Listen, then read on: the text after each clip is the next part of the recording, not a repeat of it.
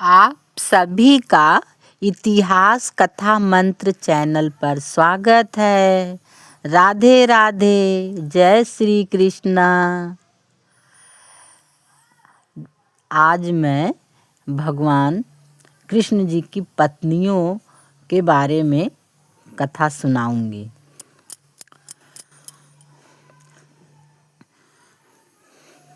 आज मैं अपनी कहानी में श्री कृष्ण की सारी पत्नियों से मिलने के विषय में बताऊंगी। जैसा कि पुराणों में भगवान कृष्ण जी की 16,108 रानियों की कहानी है और सभी पत्नियों से 10-10 पुत्र हैं। श्री कृष्ण भगवान जी ने सभी पत्नियों को एक बराबर सम्मान दिया था। आज की कहानी में श्री कृष्ण की सारी पत्नियों से मिलने द्रौपदी जी गईं और पटरानियों से बात करके श्री कृष्ण से मिलने की बात द्रौपदी ने पूछा कि आप कैसे सभी भगवान कृष्ण से मिली और शादी हुई। द्रौपदी जी बोली, देवियों, श्री कृष्ण आपसे सभी से किस प्रकार विवाह हुआ, मुझे आप सभी बताइए।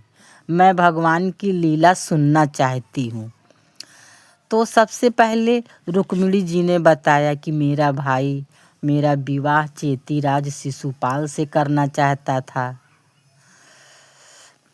शिशुपाल और जरासंध आदि देखते रह गए। हमारे को भगवान ने हरण करके फिर मेरा जो स्वयंवर हुआ।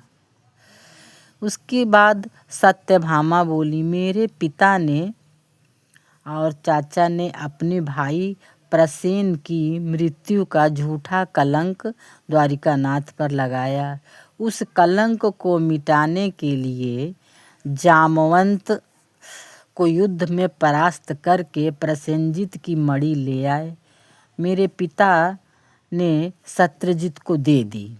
इससे लज्जित होकर मेरे पिता ने मेरा विवाह द्वारिकानाथ से कर मणि सहित द्वारिकानाथ को अर्पण कर दिया। फिर तीसरी जामवंती जी बोली, उसी मणि को ढूंढते हुए यदुनाथ मेरे पिताजी की गुफा में गए थे। मेरे पिताजी से 27 दिन तक युद्ध किया। फिर पता चला कि ये भगवान श्री कृष्ण ही स्वामी राम हैं। तब पिताजी ने मणि सहित मुझे समर्पित कर दिया। फिर कालिंदी जी बोली, पांडव प्रिय, मैंने इन्हीं ब्रजनाथ के लिए तपस्या की थी। कठिन तपस्या से देख तुम्हारे पति अर्जुन ने मेरे साथ निकट आए और मेरी भक्ति देखकर मुझे अपने चरणों में प्रभु ने मेरा वरण कर लिया और तब से मैं इन्हीं में लीन रहती हूँ। फिर मित्रविंदा जी बोली, हे द्रौपदी, मुझे यदुनाथ स्वयंवर से जीत कर लाए हैं। मैं जन्म जन्मांतर तक साथ ही में रहना चाहती हूँ और मेरे स्वामी यदुनाथ ही रहें। फिर सत्या जी बोली, हे पंचाली, मेरे स्वयंवर के लिए मेरे पिता ने 7 बैल एक साथ नाथने वाले से ही मेरा विवाह करने की प्रतिज्ञा कर रखी थी। कई राजा आए और कोई प्रतिज्ञा पूरी न कर सका। फिर भगवान ने मेरी सुधि ली और 7 बैल को नाथ कर मुझसे विवाह कर प्रतिज्ञा पूरी की। फिर भद्रा बोली, यदुनाथ मेरे मामा जी के पुत्र हैं, परंतु मैं यदुनाथ को पाने की इच्छा रखती थी। इसी कारण मेरा विवाह यदुनाथ जी को समर्पित कर दिया गया। फिर लक्ष्मणा जी बोली, द्रौपदी जी, मेरे पिता बृहस्सेन ने आपके पिता की ही भांति प्रतिज्ञा की थी, जो मत्स्य वेध कर बेधेगा वही मेरी पुत्री का पति होगा। मेरे स्वयंवर में मत्स्य को बाहर से भी ढक दिया गया था। बेधने वाले को केवल जल में परछाई देख पाता था। बड़े बड़े वीर धुरंधर आए, जिसमें जरासंध, अम्ब नरेश, शिशुपाल, आपके पांडव, कर्ण, दुर्योधन, अर्जुन भी थे। आपके पति गांडीवधारी अर्जुन भी असफल हुए। इस प्रकार सभी निराश हो गए। उसके बाद यदुनाथ ने खेल खेल में धनुष उठाकर मछली की परछाई देखकर स्वयंवर में मुझे जीत लिया।